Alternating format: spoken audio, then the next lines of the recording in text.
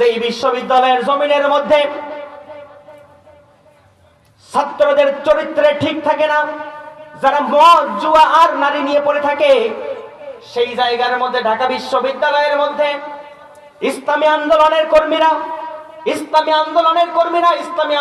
কর্মীরা তাদের ভাইদের উপরে, তাদের ভাইদের হাতে হাত রেখে দিয়ে তাদের হাতে যখন কোরআনের সিলেবাস তুলে দিল, তাদের হাতে যখন আল্লাহর কোরআন তুলে দিল, তাদের কাছে বাণী শুনিয়ে দিল, হে তরুণ, মুক্তি কি পেতে চাও?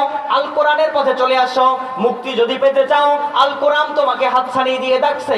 আল কোরআনের পথে আসলেই মুক্তি, আল কোরআনের পথের বাইরে গেলেই তোমাদের ঠিকানা জাহান্নাম। এখন বলেন তো দেখি, আপনাদেরকে যদি বলা হয় কোরআনের পক্ষে থাকবেন না বিপক্ষে থাকবেন? পক্ষে না বিপক্ষে?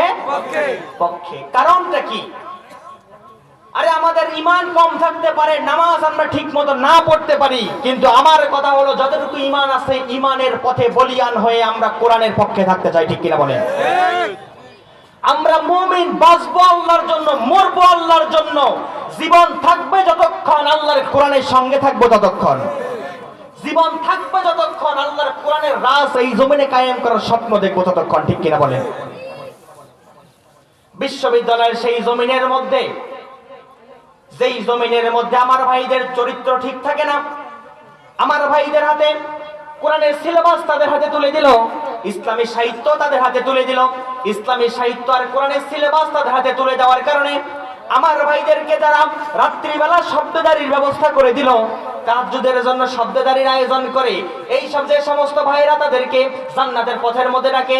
এখন বলেন, যাদের বিবেক আছে, আকল আছে, এরা এই পথ ধরবে না তাগুদের পথ ধরবে? কোরআনের পথ না তাগুদের পথ? তারা যদি কোরআনের পথ ধরে, আমার প্রশ্ন হলো 16টি বছর যারা ফেরাউনের কোলে যেমন মুসার লালন হয়েছিল, 16টি বছর যারা স্বৈরা শাসকের জামানার মধ্যে থেকে, স্বৈরা শাসকের দলের ভিতরে থেকে আমার ভাইরা যখন কোরআনের দাওয়াত দিয়ে মানুষদেরকে জান্নাতের পথে নিয়ে আসলো, 16 বছর পরে তাদের পরিচয় যখন প্রকাশ হয়ে গেল, কিছু কিছু এই জামানার নরপিশাচেরা তাদের গায়ের মধ্যে চুলকানি ধরে গেল। 16 বছর তারা ছিল কোথায়? এখন তারা কেন বেরিয়ে আসলো? মামুর বেটাদের কাছে আমি প্রশ্ন রাখতে চাই, 16 বছর তারা গোপনে থেকে আল্লাহর কোরআনের দাওয়াত দিয়ে মানুষদেরকে জান্নাতের পথে পরিচালনা করেছে, 16 বছর তো আপনাদেরকে খুঁজেও পাওয়া যায় নাই। তাহলে এই মুহূর্তে এসে কেন ইসলামী আন্দোলনের গায়ে হাত দিলেন? এই হাত কিন্তু আপনাদের সামনের জমিনের মধ্যে টিকবে না।